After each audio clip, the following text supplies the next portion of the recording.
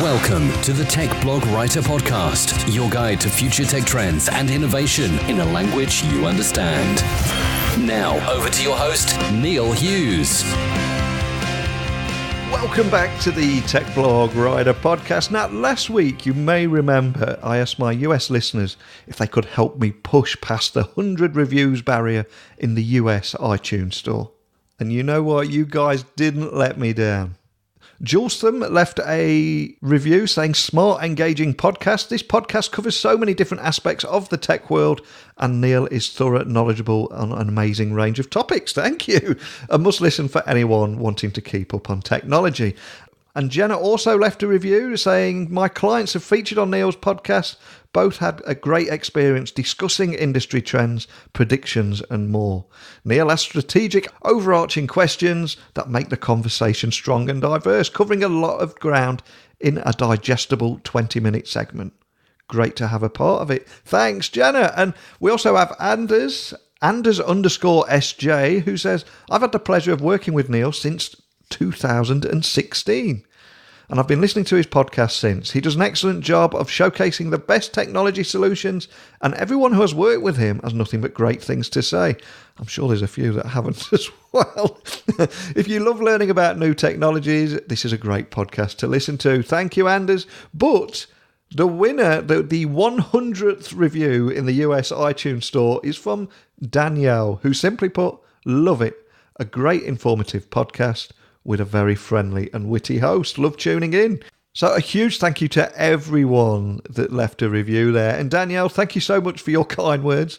I wish I could think of something witty to reply, but for once this podcast host is stuck for words. But thanks to everyone who has sent in reviews, as it really does help build our community and work together and learn how technology is not only transforming businesses, but providing unprecedented opportunities for everyone too. But I'm really excited about getting today's guest on the show too, because we're going to explore the rising subscription economy. And anyone that's been following the tech headlines recently would have seen that Google are releasing a gaming subscription service, and Apple announced TV and gaming subscription service, and they excited crowds with subscriptions, but not products. And this really struck a chord with me. Now, Zuora is a billion-dollar technology company firm providing subscription platforms that are used by the likes of Philips, VW, and The Economist, and so many more.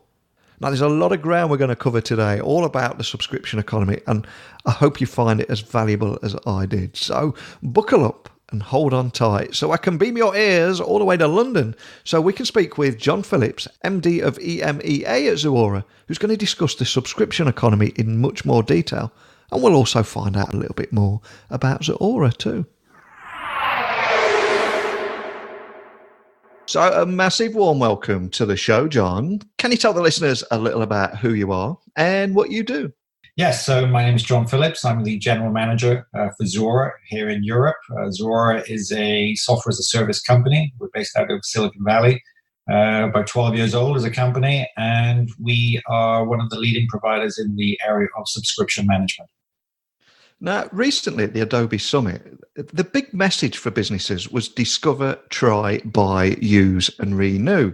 And around that same time, people were getting excited about an Apple credit card and a range of subscription services, but not products. And with a bit of further investigation, I quickly learned that there are over 2,000 subscription boxes services that are out there too. And further research led me to a fantastic book by the founder of Zuora. So, just to set the scene, can you tell the listeners a little more about exactly what the subscription economy is and why it is much, much more than just Netflix, Spotify, Amazon Prime, and Salesforce? Yeah, so we're all very familiar with those services that you mentioned. I think we all love those services right now, and it's interesting to think why we like them. I think it's easy to think that this subscription thing is just, as you mentioned, flowers in a box or other services. Is it $9.99 for a music service? Is this just another way to buy things that you're used to buying as products? I think it's much more significant than that. I think simply you could think of it as we're moving away from simply wanting to own products and moving into consuming services.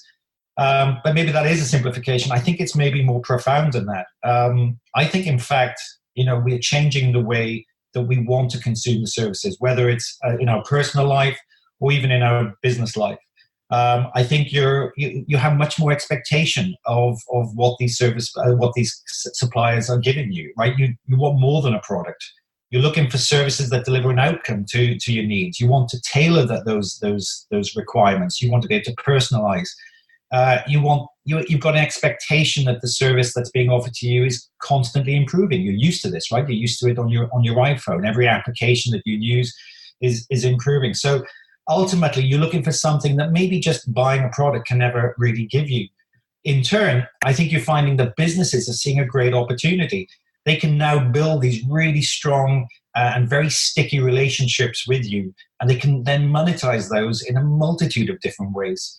So rather than just focusing on creating a hit product, and simply pushing that out through as many channels to market and getting you as an anonymous customer to buy it, now they really want to get to know who you are, and over time sell you other related products. So, I think this is happening. This is a phenomenon that's happening not just in consumer applications like media, but actually it's extending into all sorts of areas. Transportation, for instance. Now you're really starting to ask the question: do I want to own a car, or do I really just need to get from A to B? In your home, do you go out and buy all of these sensors to protect your home? Would you simply subscribe to a service like Hive Home and have your house protected? So I think the subscription economy is something a little bit more than just a change in the way that you buy things. It's fundamentally about how you want to consume the things that you need. Completely agree. And the book, Subscribed, Why the Subscription Model Will Be Your Company's Future and What to Do About It, is an essential read for businesses now. What really stands out to me is you've been telling the world about the impacts of the subscription economy for a few years now. And when you now see the likes of Apple and Google getting involved, it really feels like it's gathering momentum, doesn't it? Yeah, Apple, Google, when you see Amazon, to be fair, I think these companies have had this in their sights for quite a while. I mean, if you look at Apple, their transition to Apple Music versus iTunes.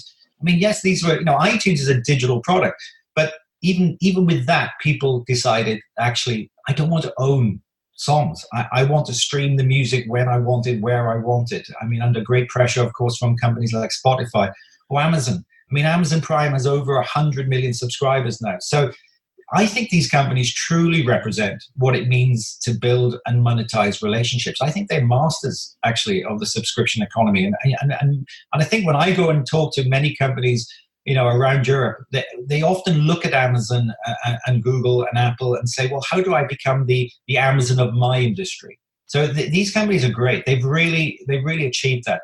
But maybe what excites me more is actually when I do go and see some of these more less obvious companies, right? Large manufacturing companies who seem to not have any obvious subscription or digital play, but actually launching now some of these very innovative digital services. I'm talking about companies that maybe build water pumps or make ball bearing systems or provide air filters.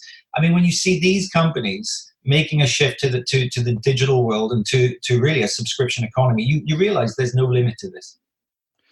And I'm lucky to speak with a lot of startups every day on this Daily Tech podcast. And one of the things I'm noticing is a lot of startups out there are struggling to get funding if they don't have that reoccurring revenue model. I'm curious, is that something that you're noticing too? Well, of course, we don't speak to many companies that aren't trying to create a revenue stream. But again, I don't think I'm missing many people in that respect. I mean, look, when you compare these two different business models, I don't think you'll find many entrepreneurs who would not opt for the old traditional one-time sales model. The economics are very plain to see, and the technology is now here to facilitate that. When you build a successful recurring revenue business, it has two major benefits. Firstly, it's highly predictable, and shareholders, they just don't like surprises. So if you can give them predictability, they'll really, they'll favor that and they'll reward you for it. And secondly, we publish what we call the Subscription Economy Index. And, that shows, this is based on all the customers that we have. It shows that subscription businesses are growing 6 times faster than the comparable traditional companies, if you say, like, for instance, on the FTSE 100. So I just don't think now with the technology that's available, and with the business practices that now are very clear, that the old model is going to be preferred. I think everybody will now move to these new models. And for anyone listening, can you just maybe help them understand how the subscription economy will reshape that future of the digital landscape and help them visualize how you see this world evolving? Well, I think you'll see a continued acceleration of digital services that enhance your personal and your working life. You may find actually over time, you might become a little overwhelmed with the number of services that you're actually using. I don't know, you might feel it today, right? You might look at your bank account and think, wow, over the last few years, I've signed up to so many of these services. So, I genuinely believe there will be some kind of, let's call it natural selection over the next few years of, those services that really are delivering high quality outcome to you. And ones that you become, that become fundamental to your life. I think you'll also see some aggregation of services. For instance, if you look at mobility, right? If you look at, if you go into cities in the next 5 to 10 years, I think rather than you signing up to, isolated and individual services for driving a car or taking an e-bike or getting on a tram, I think these will start to get aggregated so that you have one single subscription to use all of those different transportation methods. Just using just with one subscription rather than signing up to multiple. So, I think in addition to that, you'll see more flexibility in subscriptions. I think we can often get a little fed up that we sign up to what feels like a fairly rigid position. It's a 12-month contract; you can't get out of it. I think genuinely over the next 12 months, over the next few years, you will see these things become much more flexible. You'll find that customers will demand more flexibility in how and when they pay for these services, how they get in, how long they stay in the service, and how they get out. And for people listening that are just hearing about you guys for the very first time, where does Zuora fit into this? And how are you actually helping businesses turn their customers into subscribers? Yes, well, there's an exciting an opportunity, of course, that arises from this. There are some major challenges for any business progressing down this route. I mean, put simply, the current IT systems that we have in our companies today are just outdated and not applicable to the subscription world. Why do I say that? Well, look, today you will have maybe a e-commerce system at the front end of your business. You'll have maybe a sales system, a customer database. At the other end, you're used to buying Oracle and SAP for what we call ERP and having a general ledger and inventory management system. And in between these, and maybe not everybody realizes this, there's this thing called an order to cash process. And this really is simply put, you take an order on your e-commerce system, it gets pushed through, it gets validated, you take payment, you fulfill the order, whether it's digitally or whether it's physically shipped. And eventually your CFO, your finance team, book the actual revenue, recognize the revenue. Now that is simple. It works in the old world, right? Because the only variability in that model is really at the beginning. It's when the customer comes in and says, I want to buy X number of these things and I want it in this color. But in the subscription world, it's completely different because, of course, that contract, if you like, is always open. And increasingly, customers will want to change how and what they subscribe to. So all of a sudden, you have so many more new events that can occur that will change the nature of the relationship you have with that customer. So this is how the current order-to-cash processes and the current systems struggle when they're now faced with a subscription business. Now, Zuora is natively an order-to-cash platform for the subscription world. It's built to support constantly evolving relationships between you and its customers, and it's built to help quickly launch new services and offerings. So in this new world, you won't just have one product offering on one price and you set it for 12 months. You're constantly testing different markets, different cohorts, and literally putting out many, many offers, over a period of time. So that is a difficult thing for other companies. For us, it's native to what we do. And we help you to know then who your subscribers are. We help you to modify and upgrade the subscriptions and correctly modify the underlying contracts so that your financial team can report accurately the revenue in this relatively complex financial situation. And for any business leader that's listening, thinking, okay, I get it, we need to adopt a subscription model in order to grow, but then they quickly discover that they're unsure of how to do it or how it could actually work for their business. How do you help them with those inevitably early questions, which I'm sure you've heard 100 times? Well, we spend a lot of time asking questions. That's exactly what we do. We want to understand the nature of their business. Now, of course, we want to understand both the opportunities, but also the challenges they face today. I mean, those challenges often are, they're facing commoditization in what is increasingly a global marketplace. But perhaps the most profound thing is we ask less questions about their products and more about who their customers are. Right? We want to know how they relate to their customers today. We want to know how their customers see them. See what is try to figure out the true value that customers see associated with that business. When we start to do this, often business leaders for themselves, they start to see their own way forward. And all we are really doing is helping them to find a leaping off point into this new world. So do you have any examples of how you've helped a business implement a subscription model and the kind of results that it's given them with a kind of before and after kind of picture? Yeah, so, I mentioned earlier that I do quite like these unexpected businesses and unexpected opportunities. So, rather than, we help a lot of media companies. We've helped to launch the Times and the Sunday Times, the Financial Times, lots of newspaper companies. We do a lot of sports media and music. But let me talk to you about a company called MAN Trucks. Now, they're formally called Traton, or part of the Volkswagen Group. But you'll know them, right? Because if you're on the motorway, you will see those lorries go up and down, and they have very proudly, displayed the MAN MAN logo on the front of the truck. Well, they've been building and selling trucks very successfully for many, many decades.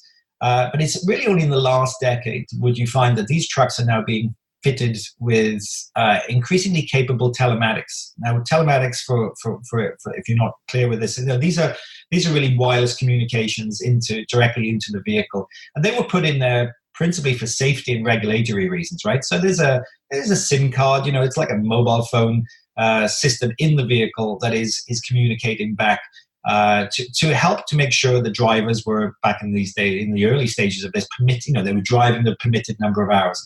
But you know what this opened up, right? They opened up a possibility to create a host of new digital applications that could be used by the driver in their truck, or even the fleet owners, to enhance a whole bunch of capabilities and performance of that fleet owner's operations. So this could include anything from enhanced navigation or smart logistics to optimize, routes and loads that were in the truck, even social media for the drivers. So, the current platforms, that were in Volkswagen Group, they were the traditional systems, and they weren't set up for selling, thousands, hundreds of thousands of applications for maybe just 10 euros or 50 euros, 100 euros to these drivers, and selling them monthly or quarterly. I mean, these guys were set up for moving trucks through dealers and through the channel to eventually to the end user. So this opened up a completely new and direct route for MAN to get to know their customers. So we worked with MAN for about 6 to 12 months to launch this new platform.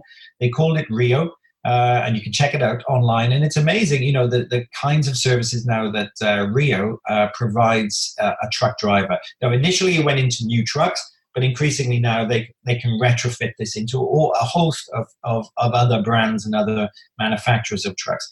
So I'd like to think that, Zuora allowed them to go and launch something in a time frame that simply leveraging the current ecosystem and current architectures would not allow them to do. Now, you work with many, many businesses and big brands all around the world on this. So what are the biggest challenges and opportunities ahead for businesses just wanting to embrace the subscription economy? So, I touched on, some of the IT challenges, some of the technology challenges, but to be honest, I think, companies like Zuora now can help overcome that. Maybe what actually is harder is really the change management issues inside a company, right, to actually affect this. Often we see these programs isolated in a particular function. Maybe it's driven by marketing, or in fact, even sometimes, you see it spun off into in quotes, a digital division of the company. Look, this is all fine. But the reality is, changing to a subscription model is in fact a transformation of your entire business model. And whether you realize or not, your company is structured around and according to that business model. So you can expect some real challenges, in affecting this change without it impacting your entire organization, almost impossible. And so for that reason, whichever way you do it, really you need that sponsorship at the highest levels. To be blunt, you need your CEO to wake up in the morning and think this is an important transformation for this company, and I need to change the culture and I need to change the business mindset of the entire organization and revolve around this. The opportunities, are vast, right? I mean, for any company that is, kind of originating in its inception as a subscription business, this is their total growth strategy. But for the majority of companies, this is a transition. So what they're going to find is this is not just another way to sell their product, but actually a growth engine coming from maybe new additional revenue streams, things that they've never been able to sell before, maybe because they either didn't exist or maybe they were giving that stuff away, considered a secondary value to the core product.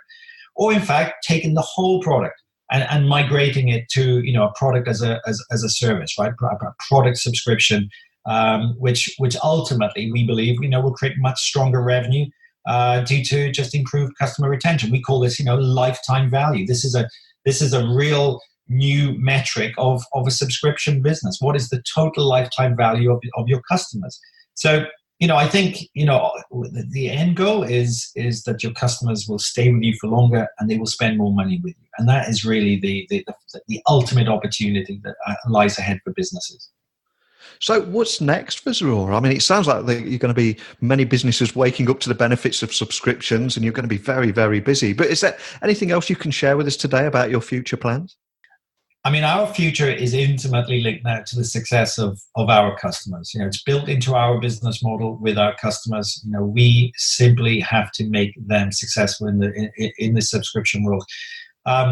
We are working particularly diligently in new markets that are showing the initial signs of transition and transformation. So, areas like financial services, which include things like insurance, we see a lot of changes in that area.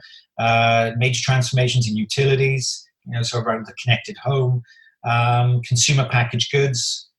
So look, I mean, we talked a lot about automotive. I think transportation and mobility is going to change dramatically over the next 5 to 10 years. So, my future is simply trying to understand their businesses, right? These industries, our customers understand their business and help them to take advantage of this opportunity. And if anyone listening wants to find out more information about Zuora and find you online, and also maybe if they just want to ask you a few questions, what's the best way of reaching your team and finding you online? Well, we're a very digital company, so the best place, as always, is to hit our websites. We have a vast amount of information and education about this subject. So www.zuora.com. Go there. If you want more information from us, you can leave you can get a call back from our people here. But I'd also like to point out, we do a lot of events, and I think, come to our events. They're called Subscribed. You'll find them online. There's city events. We have events in London and Paris coming up in November. We have our major event in San Francisco in June. But we go right across Europe, 6, 7, 8 cities across Europe, where you can come in. It's anywhere between half a day to a full day, and the content is just amazing. And you will hear these stories, right? You will hear these stories directly from the companies that are trying to do this, and they are truly, truly rewarding and very inspirational. Well, I'll have those links to the blog post that will accompany this podcast. And I'll also add a link to the book, Subscribe, Why the Subscription Model Will Be Your Company's Future and What to Do About It, because it really is a fantastic read. But more than anything, John, just a big thank you for taking the time to come and join me today. Thank you. Thank you. The book, Subscribed, Why the Subscription Model Will Be Your Company's Future and What to Do About It, is an essential read, not just for businesses, but I think anyone just curious about the way the world is heading and our obsession with subscriptions. And it really opened my eyes of how we're already in a subscription economy where we rent and subscribe rather than own anything now. I mean, it wasn't too long ago that my shelves in my office here were full of music CDs, movies on DVDs, books, and a Microsoft Office CD. But now I have a Spotify, Netflix, Audible, and Office 365 subscription. It really is food for thought. But what do you think about the subscription economy? Do you like it? Do you not like it? Do you accept that it's here to stay? And what is your business doing about it? As always, email techblogwriter@outlook.com. You can see my new website, techblogwriter.co.uk, where there's links to all the podcasts. And you can see what all the guests look like. And you can also go to Twitter at Neil C. Hughes, Instagram Neil C. Hughes, and LinkedIn, guess what? Neil C. Hughes. But I'm really curious about how you respond to today's topic around the subscription economy. So please, if you've never emailed me before, please just send me a quick message. I won't bite. I'm really interested in what you think.